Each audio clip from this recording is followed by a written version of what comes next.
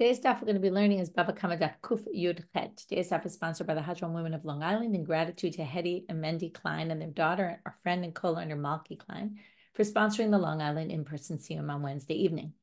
Siyum allows us to come together, share our thoughts and experiences, and celebrate another milestone in our monumental journey. Malky has graciously opened her home to us on many occasions. Her parents have cheered us on. May they continue to reap nachat from their wonderful family and from us. On that note, I will encourage everybody to join us at the Siyum, whether it be a live Siyum in your community or a Siyum together with us on Zoom. On Sunday, we'll be finishing the Masechet, as I told you before. On Thursday, we'll be finishing tomorrow's daf. We'll be finishing almost till the end of the Masechet. We will leave over a little bit for the Siyum, and we will learn that last part of the Siyum together and finish the Masechet on Sunday evening on Zoom. Looking forward to seeing you all there. We have a great lineup as usual. We'll have a little time for a bit of a longer shiur since the daf will be relatively short. Okay, we are going to get started with the bottom of Kuf Yud Zayin Amud Bet. Remember, we started with the Mishna where we did it kind of quickly. So I'll go through it again. Somebody steals a field, and then the field gets swamped by, water comes and floods it and ruins the field. So the question is, normally we said, until now we've been learning in the Masechet, Karka and an Exelet. That means that hopefully by this point in the Masechet, we need to learn this and get it solid, which is land. It doesn't mean land can't be stolen. Of course, you could steal land, you could steal anything. What it means is that the thief does not acquire the rights to it, which, again, what is the relevance of that? That means if Karka was an Exelet like movables, then the thief would acquire the item, at the time of the theft, they would need to pay back the value as it was at the time of the theft. But as it says in our Mishna, they do not. They just give the field back as it is, as a ruined field. And this is because all the time that the thief has it, it still remains in the ownership of the original owner, meaning the thief does not assume responsibility for it. That is the rabbi's position. But Rabbi Eliezer disagrees. Rabbi Eliezer says, no, Karka is an Exelet, and we had a whole klal upratu klal from the Psukim of Vayikra. I didn't tell you last time, we were rushing at the end, which Psukim, it's Vayikra chapter 5, verses 21 and 24. Between there's a klal, pratu klal, a general word, a specific word, and a more general word, or a riboy, miut riboy. Those are two different methods of darshaning, same words. That could be a generalization, a specific, and a generalization. It's just two different methods, and one is more inclusive, it includes more cases. That would be Rabbi Eliezer, who would include also land, versus the rabbis who include only things that are more similar to the specifics mentioned in the pasuk, which are movables and some other things. So we learned from there that land and among other things are excluded. To which the Gemara now questions, Vahatanya, 2 lines from the bottom of Kuf Yud Zayin Amud Bet. Hagozel et hapara u'shtafa nahal chayav laha'amid lo para. If somebody steals a cow and then a river sweeps away the cow and it drowns, well, he has to replace the cow. Divrei Rabbi Eliezer. The rabbi said you could just say, here, take your item. So what do you see? You see that the rabbis and Rabbi Eliezer disagree even in a case of metaltalin. So, hatam b'may kamiflagay, what else could they be arguing about? Doesn't make any sense according to the way we explained it. If the whole machloket is land, can it be stolen or not? Meaning, can it become the ownership and responsibility of the thief or not? Is the debate, why would they have this debate about a cow? To which Amar Rav Papa, he answers the question, and we will be able to keep our original answer. Hatam b'mayaskina kigon shegazal sedeh michavero v'ayta para revutzabo.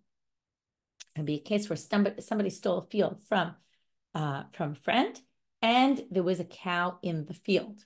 And you might remember that we learned about what's called a kinyan agav, which is when you acquire the field, you acquire items in the field. So there was never an act of acquiring the cow.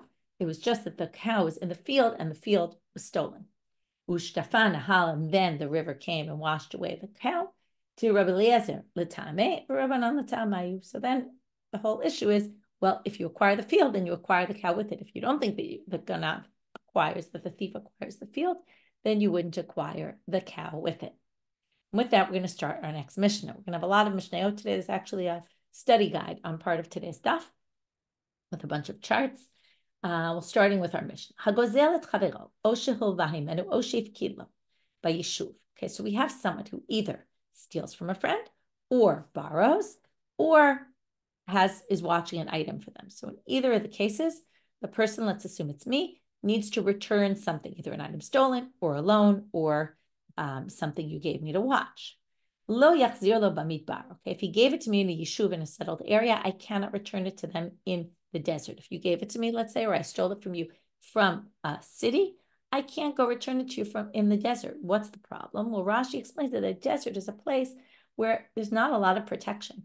And if I give it back to you there, well, likely something will happen to it. Someone can come steal it. It's not really a convenient place for you to get items. And now you have to also schlep them back. I was thinking this reminds me of in my house, my kids like to borrow my credit card. They need even if they're buying something for me or whatever it might be.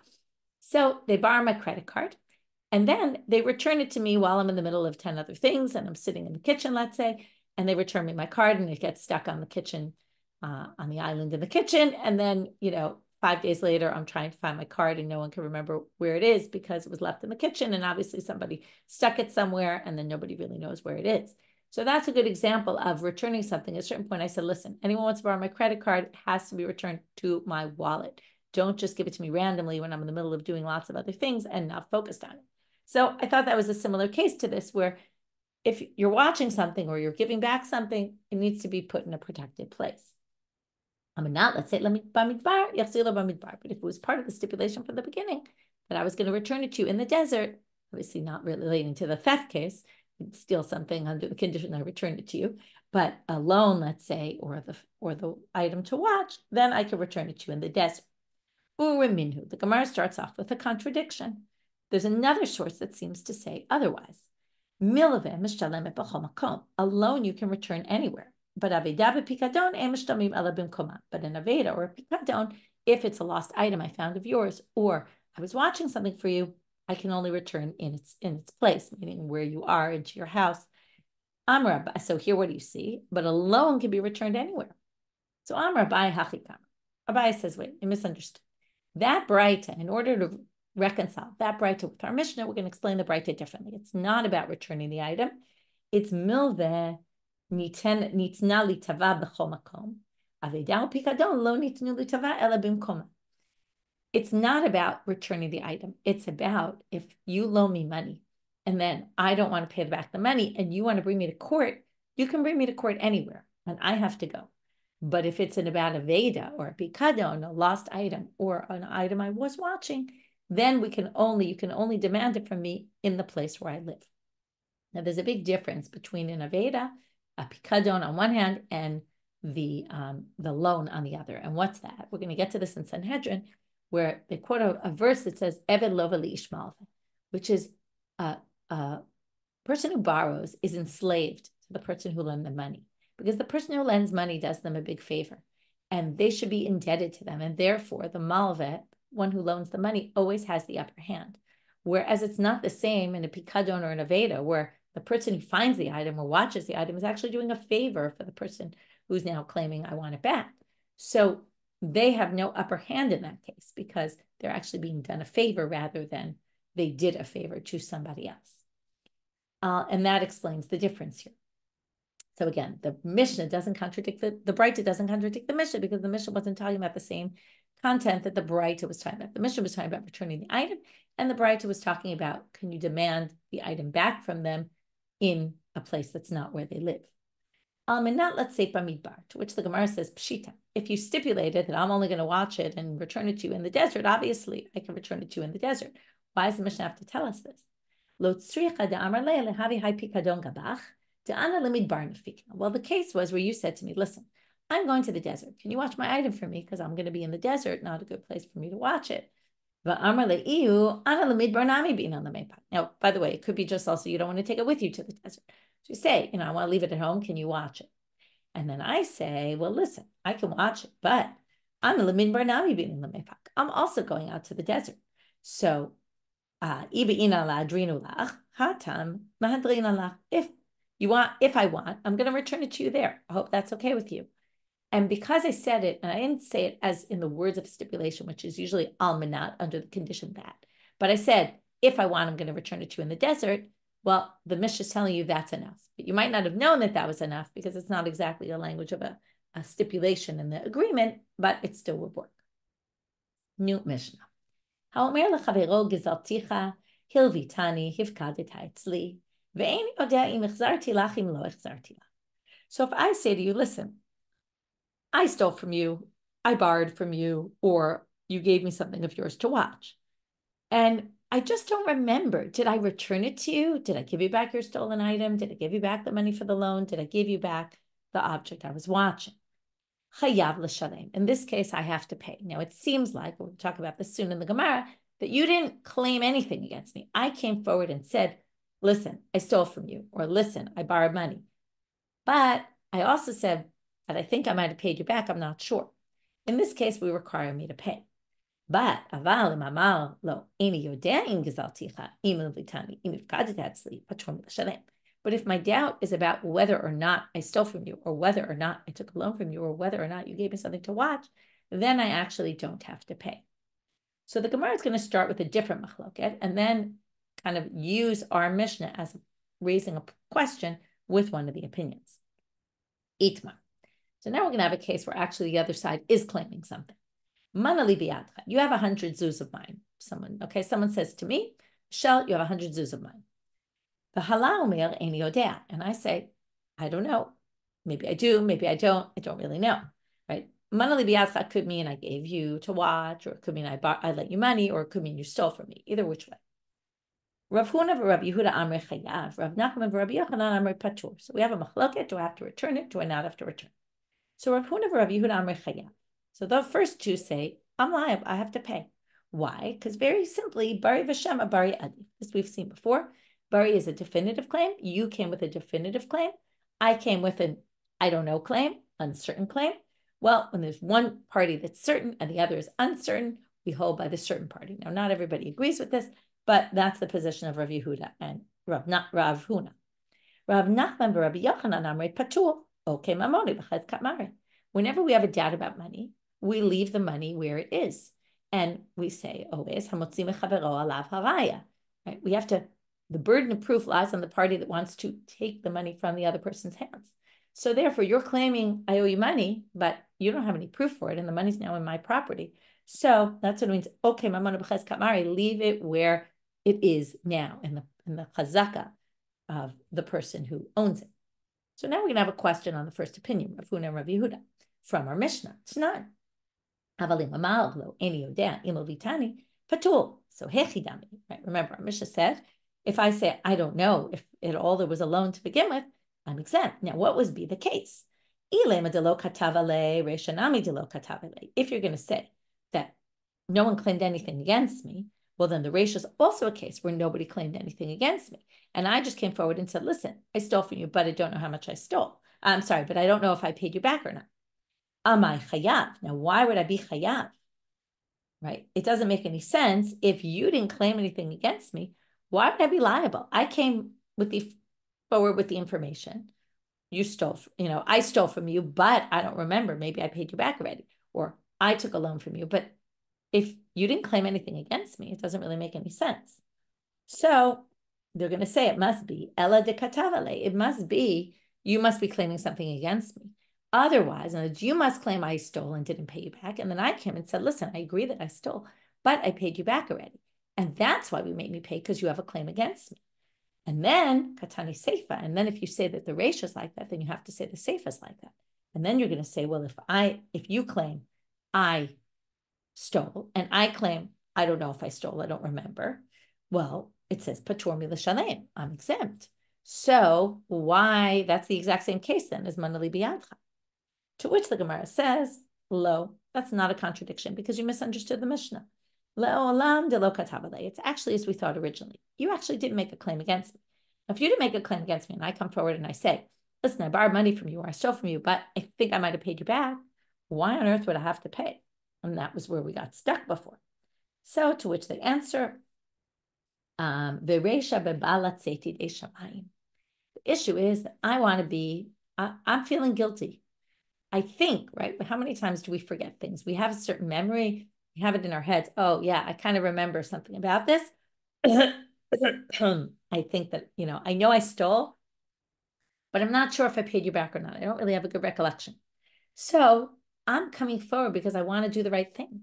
So if I want to be sure that maybe I actually stole from you and didn't pay you back, well, if I want it, like in a court of law, they really can't make me pay. But if I want to be good with God kind of thing, do the right thing, then I'm obligated to pay the money in order, let's say, Yidei Shamayim. So that's the case.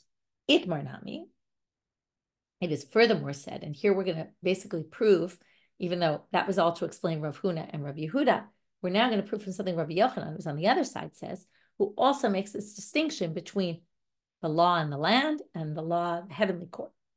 So Itmar Nami was also said, Amar Rabbi Shiur bar Abba, Amar Rabbi Yochanan, Homer lechavero manali biyadcha, v'hala Omer eni yodea, chayav, v'bala tzeti de shamayim. So Rabbi Shiur bar Abba says in the name of Rabbi Yochanan, if somebody says, manali biyadcha, you tell me, you have 100 zuz of mine, and I say, eni yodea, chayav. Why? V'bala tzeti de shamayim. Rabbi Yochanan says in that other case we discussed, which is not the same case we're discussing now. We're discussing right now the case in the Mishna. But the case that Rabbi Yochanan disagrees with Rav Huna and Rav Yehuda, there, Rabbi Yochanan said you're patur, but he did say that if you really want to cover your bases and you want to make sure in the heavenly court, that you've cleared your slate, then you actually would need to pay. So that just proves that there's two different tracks here. There's human courts and then there's the heavenly courts. Not exactly a court, but it's trying to do things to take care of it with God. New Mishna. Maybe we'll actually stop here for a minute and review this part of the daf because we're going to have a lot of different topics. It's going to be easier to review if we stop and review at each point.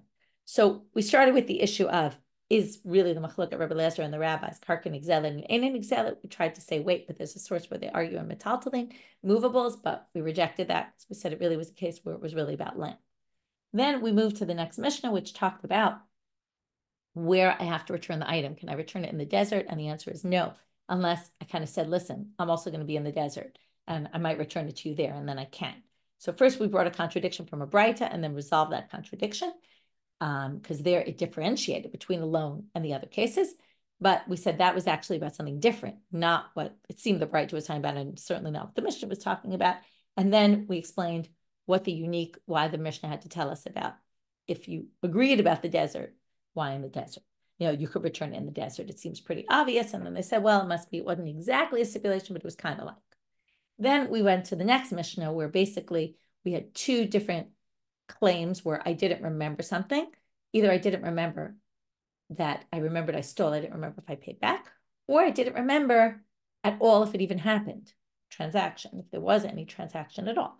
And in one case we said I'm liable, in the second case I'm exempt. And then we brought this other debate among the amoraim about a case where you come with a claim against me, and then I say, I don't remember. And then we had bari v'shema bari adif, either that approach or the approach to say you're actually exempt because we leave the money where it is, status quo. And then we questioned the first opinion with our Mishnah and then resolved that, no, our Mishnah wasn't talking about the same case because no one actually makes a counterclaim in our Mishnah, whereas in the machloka between the amoraim, there is a counterclaim. And then we had to say, why even then do you have to pay in our Mishnah? And that's because we're talking about in the heavenly court and not actually in a court of law. Moving now to the next Mishnah.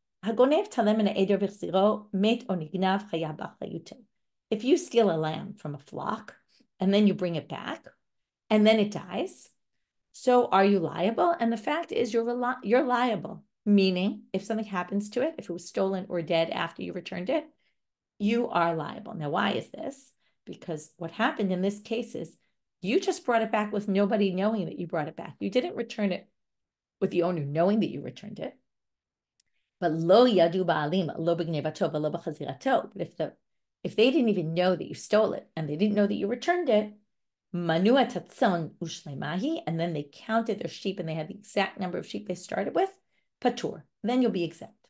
So this is a bit of a confusing Mishnah, and it's not so clear what the logic is behind it. And we're going to have 4 different explanations about actually how to read this Mishnah, and it's going to mean 4 different things. So I'm not even going to really explain it because the simple reading is going to be the first explanation. I'm going to explain that right now. So we're going to end up with 4 different explanations of this Mishnah. Amarav, lidat tzarich dat, shelo lidat minyan poteh. V'chikatane manuet atzam v'ishlema aseifa. what he says is he reads the Mishnah in the simple way, which is, let's start with the very last line. Manua tatzonu shlemai patur, that last line, if they counted the sheep and they in fact saw that they had the right number, it's all fine. That only refers to the last case. So basically the way the Mishnah splits, and this, I want to point out something very important, until the middle of the Mishnah, when it says if the owner didn't know about the theft or about the return, then whatever, which makes it sound like the first case is where the owners did know. So we're basically going to say, the first part is you stole. The person knew you stole. When you return it, you can only return it if you show up there and you show I'm returning it. But if you stole it without their knowledge and they didn't know it was stolen at all, you could just bring it back, sneak it in. And as long as they count their sheep and see that they're not missing anything, from that point on, you're not liable anymore. If something were to happen to it, that's considered you returned it. What's the logic behind this? So Rashi explains, the end of the Rashi, Dibur Matchil Ledat Sarich Da'at, De Kevan De Yada De Havya Legzela Gemura Ubi'inan Hashava Ma'al Yad.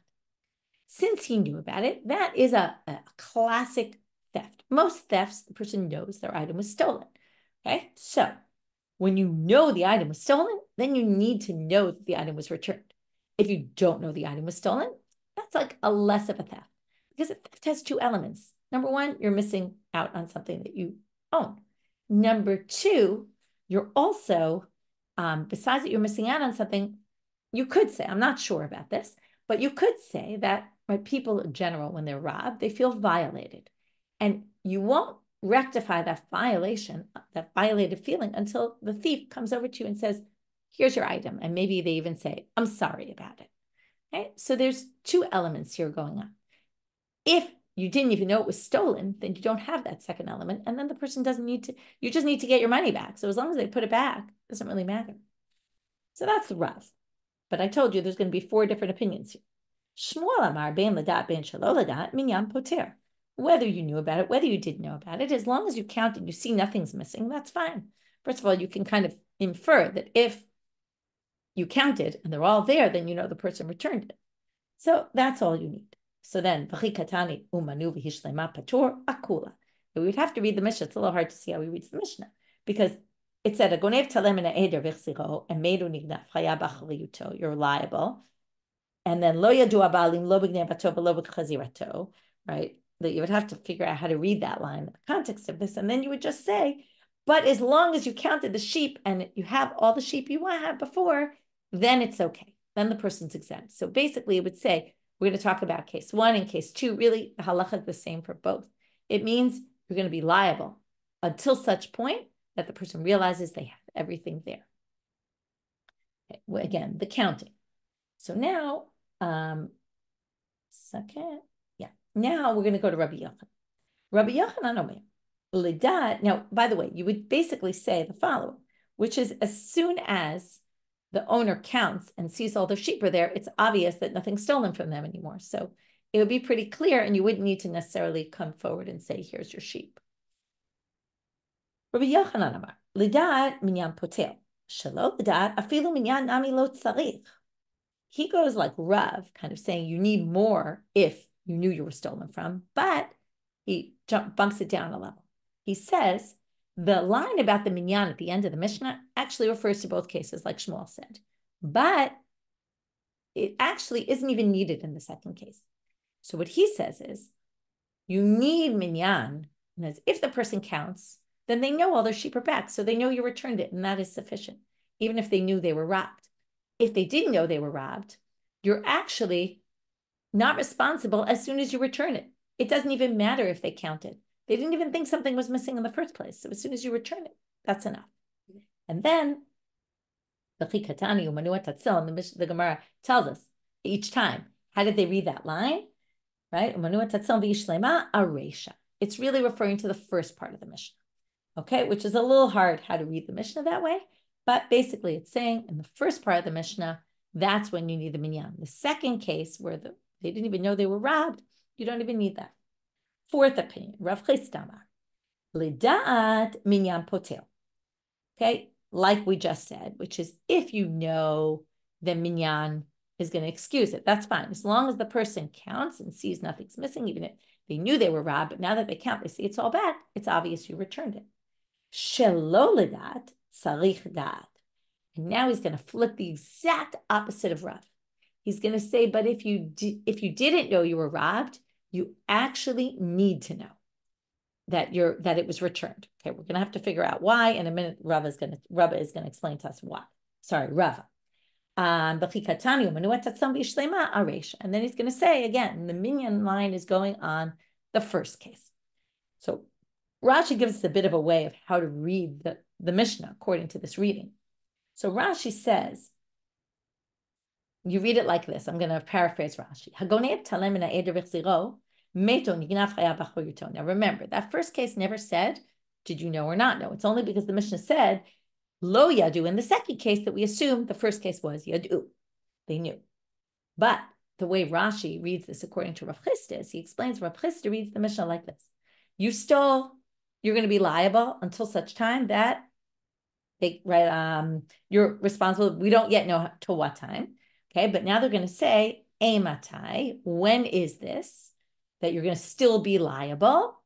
Lo, okay, when is that? Bizman shelo yad'u ba'alim, if they didn't know. Basically, it's not case one and case two. It's case one, and the second line is defining the first case. When is it that you're going to still be liable even though you returned it? If the owner didn't know it was stolen from them. And, however, if they did know, and then you have just have to add words, but if they did know, then manua tatzonu shleimai patur, then all you have to do is count the sheep, and that's sufficient. That is, once the owner counts their sheep, that's all you need. Okay, so that's a unique opinion, and that was opinion number 4, and now we're going to try to explain it. Amar Rav. So Rav explains now, turning now to Amabed. My time to Rav Chisda. What's his reason?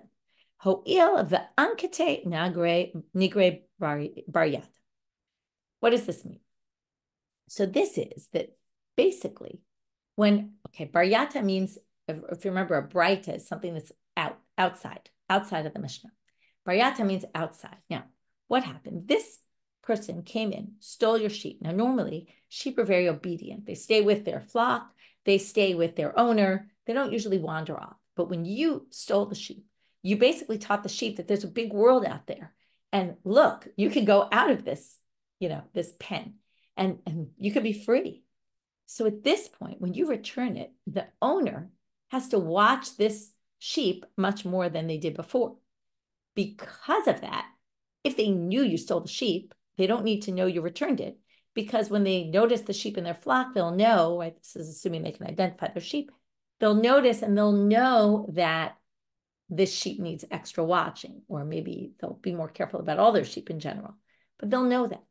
But if they didn't even know the sheep was stolen, then you have to tell them that you returned the sheep and that it was a stolen sheep, so that they know they have to protect the sheep more from wandering off. It's an interesting approach. Anyway, that's the theory. So now the Gemara is going to question. We're going to have 2 questions on this. And then we're going to move on to the next section within the sugya, which is trying to connect all these opinions to Tanaitic opinions and say, really, maybe this was an earlier debate. But first, we're going to ask a question on Rav. And the assumption is that since Rava explained Rav Chisda, the Rava held that way. So they ask, Umiyamar Rava Hachi, did Rava really say this? Bahama Rava, didn't Rava say, Hai man dechazia lechavre da'ag be'imra me'edre didei? There was a case of someone who saw their friend taking an animal, I forget, an imra, sheep or something within the sheep family, from his flock. Urami bekala, he screamed, thief, what are you doing taking my stuff? Vishadye, and then the guy drops the sheep or leaves him alone. Velo yada, but he didn't know, he couldn't see, it was too far away. Ihadre, ilohadre, did the sheep come back or did the sheep not come back? So, mate onikanav, and then if it died or was stolen, chayav ba'achrayuto, the thief is still liable for damages. Now, my lav afagav demane. Now, since this didn't say if he counts or doesn't count or anything else, we assume right now that this would be even if the owner counted, still the person who stole it would be liable. And what do you see? If he counts, it should be enough according to Rav Chisda, which then according to Rava, it should be enough for him to count the sheep. And that was it, because he knew it was stolen, because he saw the person stealing his sheep. To which they say, lo, de lo mani. No, you could just say it was a case. In order to resolve it, they say, no, you could just assume he didn't count, and that's why the person's responsible. But if the owner were to have counted and seen all his sheep were there, then the person would not have been responsible anymore. Now we're going to ask a question on Rav. Umi amar Rav Hachi. Remember, he has the exact opposite of Chisda. He says that if you stole it with their knowledge, you have to return it with their knowledge. If you stole it without their knowledge, as long as they counted, it's sufficient. So did Rav really say this? If you return it to the flock that's in the desert, that's fine. So, which seems to imply that you don't need to know about it. And we're assuming this was talking about a person who knew it was stolen, and yet you just stick it back in their flock, it should be fine. So Amarav Chanan bar Abba modera berikuata. This must be, it was a spotted lamb. And because it was a spotted lamb, it was very identifiable. And because of that, any kind of identifiable symbol is as if you already knew about it. And therefore, that's sufficient. But if it doesn't have any identifying symbol, then it wouldn't work. Lema ketanai. Now we want to suggest in this Braita, we can actually find an allusion to all four opinions. Even though there's only two opinions here, it's going to be a little tricky. Wait and see. Hagonev talem min ha'edel v'sela min ha'kis. If you steal a lamb from a flock or a sela, coin from a wallet, l'makom sheganav yachzir. You have to bring it back to the place that you stole it from. Divrei Rabbi Yishmael. Rabbi Akiva omer tzarich da ba'alim. So here you see, Rabbi Akiva says the owners need to know. Rabbi Yishmael says as long as you returned it to where you took it from, it's fine. Savrua, they thought, Kule Ami Ilu to Rabbi Yitzchak. We're going to have a lot to do with Rabbi Yitzchak now, and it's actually good because we're going to see him again in Bava Metzia in the second chapter.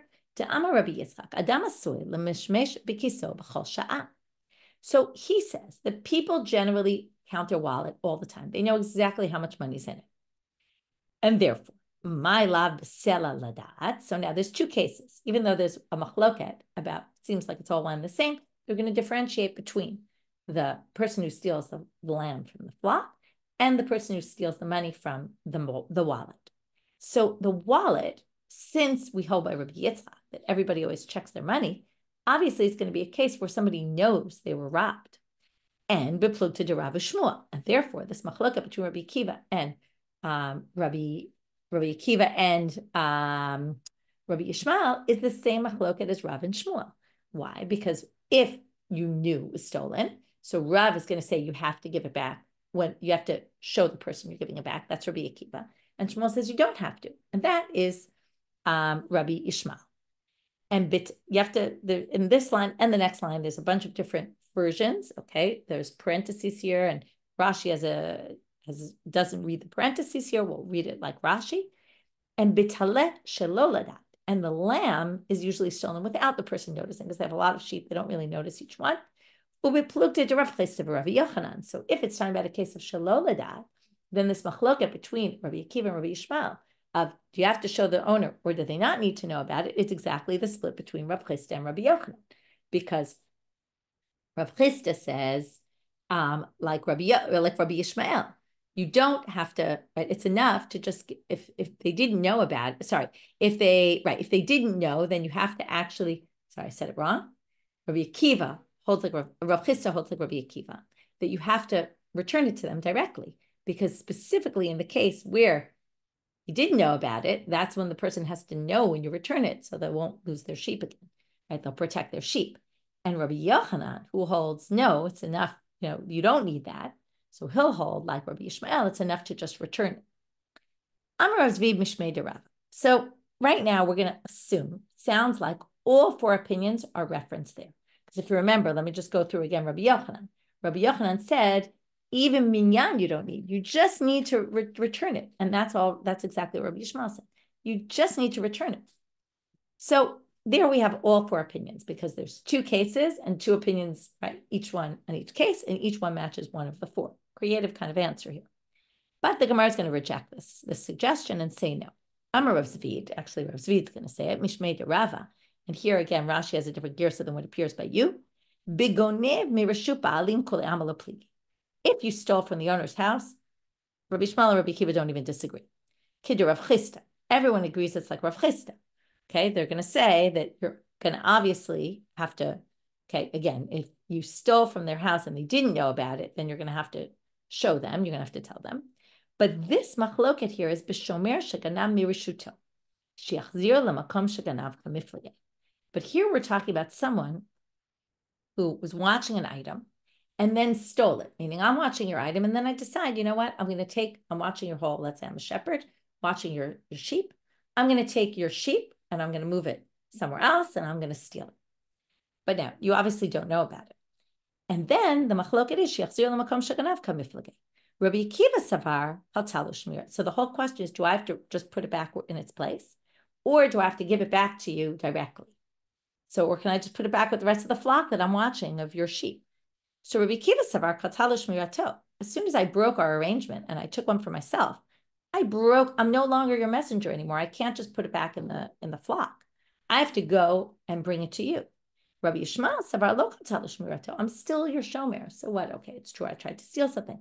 But when I put it back, I just put it back. I'm still guarding for you. I'm still your representative. I can just give it back to myself kind of thing and put it with the rest of the sheep. So this has nothing to do with what we were discussing, really. Not nothing, but it's not, doesn't draw into those lines of the machloket that we saw.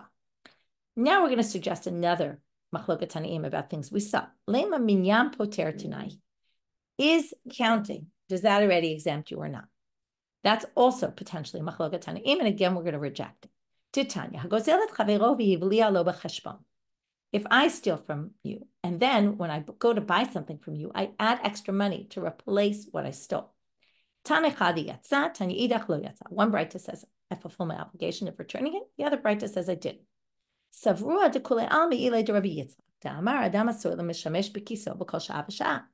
they thought that everybody agrees with Rabbi Yitzchak, that everybody always knows exactly how much money there is, in which case, it means they counted and they know they got extra and they assume you're replacing the money. So my labaka miflige. So is this not the root of the machloket? Did I fulfill my obligation or not? Demanda amar yatsa, the one who says I fulfill my obligation, savar minyan poter, says counting is sufficient. Umanda amar lo yatsa, savar minyan no poter. The one who says it's not sufficient says it's not enough to just count. You actually have to return it, right? And say, here, I'm returning you the money and not just secretly sneak it in. But we're going to have three different explanations of this machloket and suggest that that's not necessarily what they're arguing about, in which case we reject our suggestion. Amri. You could suggest that if we hold like Rabbi Yitzchak, everybody agrees that it's enough to count them. Ella, but their whole machloket is, do we hold like Rabbi Yitzchak or not? Do we assume that everybody's always checking and counting their money or not? The one who says you fulfilled your obligation is because he holds like Rabbi Yitzchak and minyan, and you must have counted, and therefore, since you counted, that should be sufficient. And the other one says, I don't hold by Rabbi Yitzchak. I don't think you necessarily counted, and therefore, it's not enough to do it in this way of sneaking the money in. Third option, and this one is a little hard to understand. Everyone agrees with Rabbi Yitzchak, but lo kasha. Ha de mane urama lebekise. How did I return it? I counted the money up and then I threw it into your hand, or I counted the money and I threw it into your money bag. Now, how does this, which one? So the way Rashi explains it is that if I put it straight into your bag, since we hold like Rabbi Yitzchak, you're always counting your wallet and your money in your bag, and therefore you'll know there's extra. But somehow, I'm not really sure how, if I put it in your hand, we don't think you're going to count it. You're going to then put it in your bag by yourself and you're not going to end up counting it. Not really sure why, but then basically we're going to be missing the minyan, and that's why it doesn't work. A fourth option, the money rama bekise. Both cases think I stuck it straight into your wallet. But hadi, and here, by the way, which one falls is actually a debate among the commentaries. We'll go with one way. Hadi lezuze achrina bekise. The case where you're not yotze is because he had other money in the bag, and therefore he wasn't able to differentiate what was in the bag before, what was in the bag, what was added, what I gave them. But but if he had no other money in the bag, then when he checks his money, he'll know exactly how much I paid him because that's all that was in his wallet, and therefore he'll know that I gave him extra money, and therefore he'll know that I paid him back. Okay, new Mishna. So let's just review this section before we go on. we had this case of a Mishna, which wasn't exactly clear. It seemed to have two cases, one where you know you were stolen from, one where you didn't know you were stolen from. We seem to have this, the counting could work, it also might not work in one of the cases. And then the question is, in which case does it work, in which case doesn't? We have four different possibilities how to read this. And then we tried to suggest that maybe there's a machloket Tanaim about this also, which we rejected. And then maybe there's a machloket Tanaim about whether the owner counting would be enough to exempt you from responsibility or not. New Mishna. If they're shepherds, you can't buy from them. Here you have to be worried that if you're buying from someone, you might be buying stolen items. Like shepherd is likely to maybe steal some of the wool and start selling it to you from his owner's sheep, or the milk, or baby lamb, baby goats. And you can't buy from someone who's watching fields, wood, or fruits, because again, they're likely stealing them. It seems to be a concern with women that they're selling items that belong to their husband. But in certain places, it was common that the women would sell these things, and therefore you can assume that they're selling it and the husbands agree to them selling it. So what is that? Wool clothes in Judea, clay pishtan, linen clothing in the Galil, agalim b'Sharon, calves in the Sharon. That seemed to be a place where they bred calves, and the women did that and then sold them. In other words, they would buy them for cheap and resell them, which means that they were meant for resale. And that's why obviously the husband would agree to it, because remember, all her stuff was really owned by the husband. But if anyone sells you something and says, but hide it, don't let anyone see it, don't trust them, because they're obviously, it must be stolen.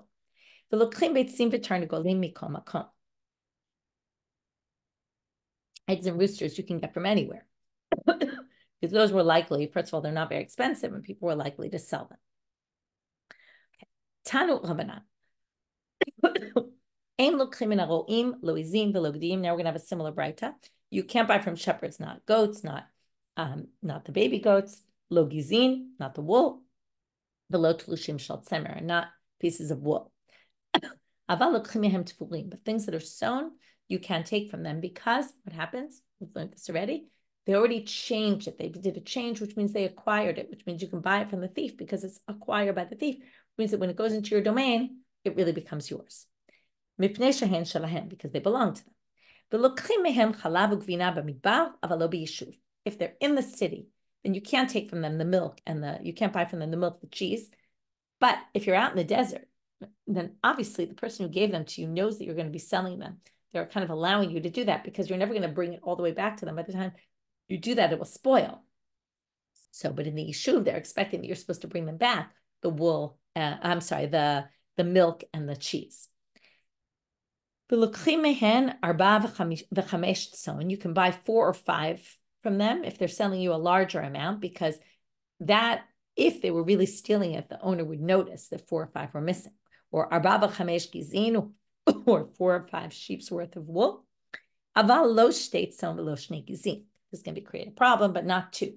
Why not 2? What about 3? Right? It said 4 or 5 is okay. 2 is not okay. What happened to 3? Rabbi Yehuda, bayatot lokchim mehem, midbariyot en lokchim mehem. You can buy ones from them that are domesticated, because the ones that are domesticated, they know exactly how many they have. But the ones that live out in the desert, owners aren't paying so much attention to how many they own, and therefore you can't buy those, because it's more likely they might steal some and sell it to you. Here's the rule. Anything that they would sell and the owner would notice, lokchim mehen, you can buy. But ein margish bo, if you wouldn't notice, ein lokchim mehen, you can't buy from them. Amar. So now we're going to start analyzing this braita. Lokchim mehem arba v'chamesh tzon, arba v'chamesh gizin. We've asked this question a number of times. Mishnayot or Braito like to have 4 or 5. But probably they really just meant 4 or 5, something like that. But I said, if once 4 is allowed, then why would you say 5? So Rav Chisda arba mitoch chamesh. So Rav Chisda suggests maybe they mean if you have 5, then you can. If there's 5 altogether, you can sell 4 of them, because that will be noticed. That's a little, hard to imagine, because even less than that would be noticed. Some people say, Rav Chisda arba me'eder katan, chamesh me'eder gadol. 4 is if you have a small flock, and 5 is if you have a larger flock. Because again, 5 would be, 4 would be more noticed if it was a smaller flock, not necessarily in a bigger flock. Hadufakashia. What about the fact that Amart Arba v'chamesh tzon, Arba v'chamesh gizin, which sounds like Arba v'chamesh im but shalosh lo. It sounds like 3 wouldn't work. But then in a sefa of a lo shtei tzon, hashalosh avnina, but then it says not 2, which would imply 3 is okay. So it's very confusing. Lo kasha habe b'rayata habe b'chishta. They say it depends whether they're thick, full sheep or small sheep. If they're very small, then 3 might go unnoticed, and therefore 3 no. If it's, and that's where it said 4 or 5, but where it said 2 can be sold, that's if they're very fat. Then 2 can't be sold, but 3 could already because they're more noticeable. Last part for today, Rabbi Yehuda Omer bayatot l'klimehem and bariot ein l'klimehem. Ibayilhu Rabbi Yehuda aresha kayu l'chumra udilma sefa kayu l'kula. Now they want to know to which sentence is this referring to, and is he being more strict or more lenient? So let's read the 2 options. Aresha kayu l'chumra da'amra l'klimehem arba chamesh tzon. When it says you could buy 4 or 5, and then comes reviewed, and he says only if hanimile they're bayatot, only if they're domesticated. Avamid bariot afilu arba v'chamesh lo, but if they're out in the desert, even 4 or 5 would be noticed. Odilma asef kayu l'kula, or is it going on the latter part and being more lenient, which is damar v'lo shtei atzon v'lo shtei gizin, not 2. Hanimile, that's only though if it's midbariot, if it's in the desert. Aval bayatot shnami shtayim lami loklim. But if you're living in the city, then you could actually do 2. You could buy 2 because they're aware of the ones that are living in their house that are domesticated. Tashma de Tanya Rabbi Yehuda. All right, think of, you have a dog in your house, you have a few cats in your house, so you notice if one was missing. Tashma, so let's learn from here. De Tanya Rabbi Yehuda Omer, lokchim bayatot mehem ve'en lokchim mehem midbariot. Ubekom makom lokchim mehem arba v'chamesh tzon. So now they say, okay, so what did he say? You could buy ones from the house. You can't buy ones from the desert. But you could, in any place you are, you can buy 4 or 5 tzon. So what do they infer from here? Sounds like 4 or 5 you could buy anywhere, even outside in the desert. So that means that where you're limited, that's going to be only, in other words, the place we make the distinction is actually in the place where we say 2 you can buy, even if you're living in the yishuv, you could actually buy 2 if they're domesticated, because that will be noticed by the owner, and therefore, again, you can assume it wasn't stolen. So again, a quick review of this part, things that you can buy and not have to worry they were stolen, or yes, have to worry and they were stolen and therefore can't buy them. And we came up with all these different examples to show when we think, in other words, again, someone might sell something that would go unnoticed by the owner, but they wouldn't sell something that would be noticeable. And then we discussed all the different options of what this could be. Wishing everybody a good day. We'll meet up tomorrow. We'll learn the last daf together for the most part. We'll save the rest for the end. And that will be done on Sunday, where we'll finish Bava Kamma, and we're starting Bava Metzia on Friday. So looking forward to seeing you all then. Have a great day and b'sorot tovot.